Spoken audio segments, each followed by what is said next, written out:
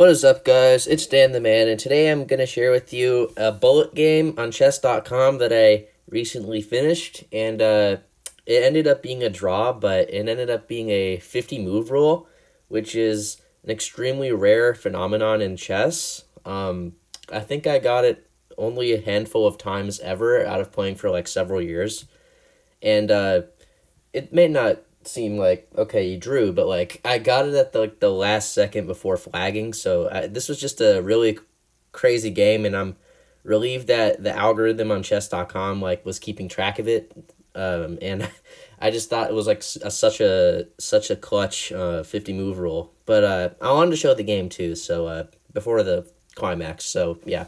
Anyway, so playing a bullet game, 1 minute on the clock, playing against Prabala 1359. I think we've played against each other before. And here I open with e4. Very quick thinking because it's bullet. We go c5, knight f3, e6, d4, takes, a6, the Khan variation. I go with c4, decided to play the Maroczy bind setup. He played queen c7, which is a signature move in some positions. I go with knight c3, just developing, and he goes with knight f6, bishop d3, bishop b4 to pin the knight. This is theory. Bishop to d2 to block the pin, and here he went bishop e7. For some reason, he decided to go back. He probably, I don't really know what the idea was. He probably anticipated like a3 and pre-moves retreating. I'm not really sure. But you have to just make decent looking moves. You're not really trying to deep dive into the position and try to make sharp moves. Just play anything that doesn't blunder anything. So I castle, and he goes with d6. So clearly here he hasn't spent more than a second, so he might have been pre-moving. Yeah, he spent 0.2 seconds here. So I go with rook e1, and he goes with knight b to d7. So, okay, let me get rid of that notification. So here, I go with knight f3, maybe trying to go with e5 at some point. Here he goes with b6, and here I go with bishop g5. Just developing, some couple inaccuracies, but nothing crazy. Goes with bishop b7, and here I go with queen e2, which is apparently wrong, but again, it's bullet, so it's an acceptable move. He goes with rook c8, and I go with rook a to d1. He goes h6, I go bishop h4. He goes queen b8, which is a bit awkward, but I mean, I just scan the position like, okay, it doesn't hang anything. I don't have any tactics. It's weird, but okay, let's just try to move quickly. So he is up 2 seconds on time, which might seem trivial, but in time scrambles and later down the road, 2 seconds is actually a lot of time. So yeah, you don't really want to be behind too much on time. So bishop g3 is what I try to do, maybe trying to squeeze in e5. He goes with castles, and I go with e5, which is a blunder. It's a blunder, and he actually finds the reason. It's because he gets rid of the knight, which defends that pawn. Even though he loses the long-range bishop, it's worth it because you win the pawn.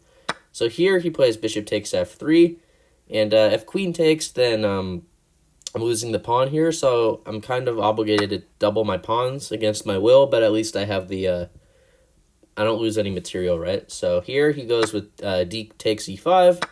I take with the bishop. Apparently, Stockfish is saying c5 to try to open an attack over here, but I just didn't want. I'm already falling a few seconds down on time, so I decided I just pre-move this. Actually, bishop takes e5. He takes, and we merge into this endgame. Black's better because I have compromised pawn structure, and also black can put some pressure on the d file. And they just have a better position. So he's what he does. He plays rook fd8, and I go with rook e to e1. My idea was that I didn't want I wanted to get rid of the pin on the bishop, but I didn't want to do it like this, bishop e2 or bishop c2, because I didn't want the rook to take on d1 and have my bishop take back. I didn't think that was not right. And also my rook could get hit with like bishop d6, so I just preventatively move it out of the way. Down 7 seconds, which isn't ideal. He goes with bishop c5, and here I play knight e4. My idea is to just force a trade, and if he takes my knight, then I would undouble the pawns, which is what ends up happening. Although, surprisingly, Stockfish says bishop takes is a little better. And I think it's because there's a hole on d4, so like maybe black can play rook d4 at some point. I'm not really sure. But anyway, black's still better, but in a bullet environment, this isn't really a big deal. In classical chess, this would be a big deal. I'm more worried about losing on time. So yeah, I'm already down like 9 seconds, which isn't great. So he goes rook d4, which is what I said. I go with b3 just to add some support, and he goes with rook c to d8. And here I offer the trade of rooks, which isn't correct. Yeah, black's better if they go rook d2. And the idea is that you're hitting this pawn on f2 with the bishop and the rook. This bishop's hanging, right? And if you move the bishop away, then they can just go, yeah, you just hang the rook, so you actually don't have anywhere to move the bishop. And if you take, then this trade is very good for black because, again, the bishop's hanging and this pawn in f2 is going to be lost, and I'm pretty much cooked.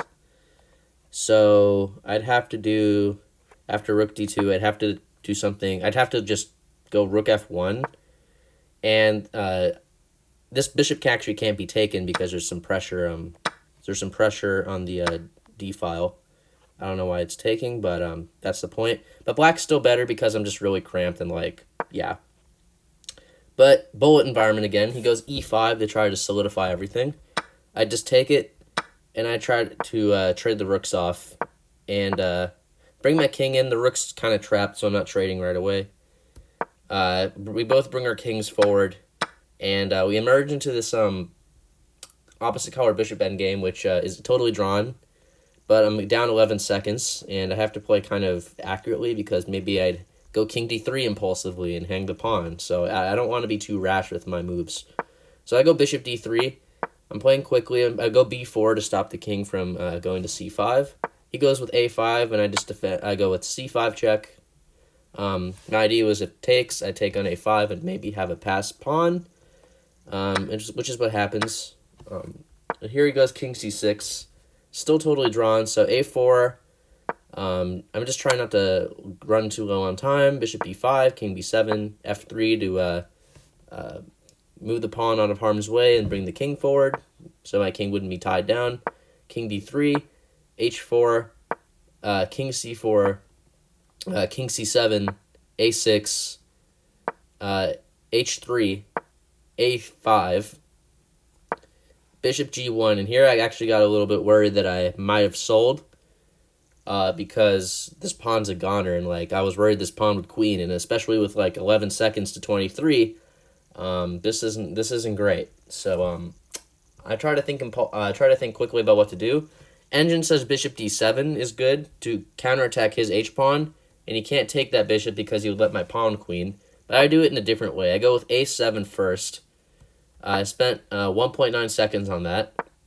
So a7, I think that's one of those two moves are the only drawing moves.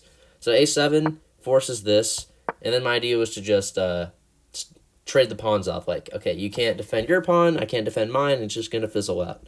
So that's what happens. We trade, and I take, and like, I was like, maybe, wait a second, maybe I could actually win this somehow if I march my king forward fast enough, do some accurate pre-moving, and maybe I'd actually win this game. So I actually had some optimism here.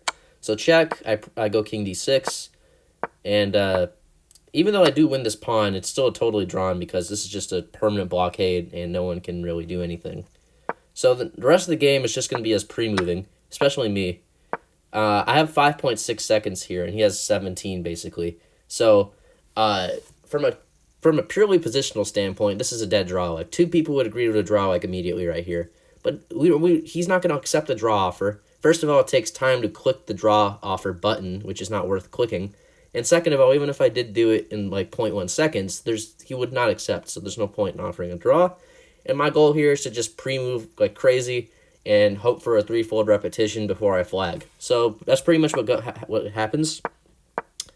I make sure that everything's defended. So this bishop is defended by this pawn, which is defended by the bishop, and this pawn defends this pawn. So everything is just really solid here. I can literally move my king anywhere it wants, and black can't do anything. But for some reason, I moved the bishop around, which is kind of risky because maybe I'm not careful, and black can like go here and take my bishop if I'm not careful. So I am playing the cards a little bit dangerously here, but it's still pre-moving. Like if I went bishop h5 here, like toggling back, this would be bad because he would just take the bishop because he has way more time. So I slow down for a little bit more, 0.7 seconds, and I decide like, okay, let's just keep everything as is. Let's move the king around. So here, keep in mind that I'm pre-moving everything like crazy. The time is dwindling. Trying to pray for a repetition of position. He's also pre-moving to make me not think too long, so time is dwindling. You guys can see on my clock, 0.1 is being used each time because I'm trying to pre-move. So I'm just going to fast forward, 2.6, 2.5, 2.4. I was getting nervous like that there hasn't been a repetition yet because you're mentally not counting if the position has occurred already. You're relying on the algorithm to count it for you, and I was like, okay, how's this possible? We surely have to have repeated our by now, but I guess not. But thankfully, the 50 move rule exists, and just at the moment where I'm gonna flag, this happens. Okay, there's this weird glitch on chess.com. Sometimes when you pre-move, it doesn't, like here, let me show you guys this if you guys aren't aware. So it pre-move is 0.1 seconds, but sometimes chess.com gets generous and you pre-move at the last second before you're going to flag and it doesn't take away 0.1. Like my next move shouldn't be valid because 0.1 would subtract it to 0 and I wouldn't have any time left.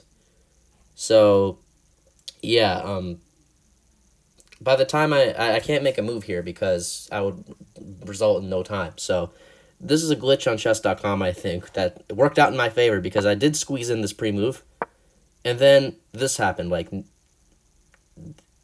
if this wasn't 50 moves, I'd lose here. But the point is that this is a 50 move rule draw, and I got so lucky that this happened, because otherwise I'd lose the game. So like I'm happy this rule exists and makes me appreciate the 50 move rule.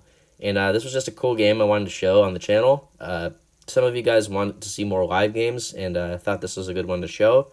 So yeah, this was just a crazy bullet game I wanted to show, and good game too. I wouldn't show any sort of horrible game with like the eval going back and forth. This was actually a good quality game overall, 94.2, 94.6, and I got blessed with the chess.com database running the keeping track of the 50 move rule, and ended up not losing. So yeah, cool game. If you guys like this, let me know, and if you want to see more games like this or more chess content, let me know in the comments or any thoughts of the game. And yeah, have a great rest of your day or night. Bye.